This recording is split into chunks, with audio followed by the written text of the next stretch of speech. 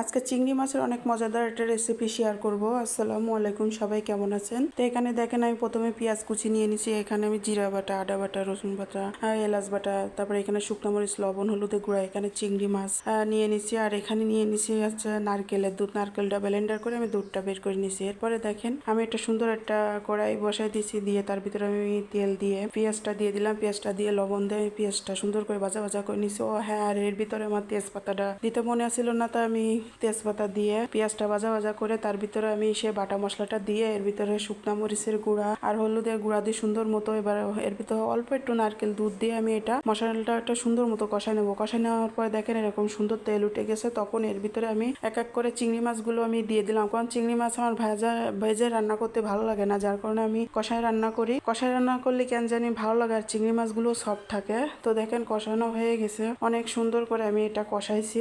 উপরের দিকেও তেল উঠে গেছে আর মশলাটাও সুন্দর মতো কষানো হয়ে গেছে। এই পর্যায়ে আমি সে নারকেলের দুধটা এর ভিতরে দিয়ে দেবো। দিয়ে আমি এখন মানে তরকারিটা জাল করব।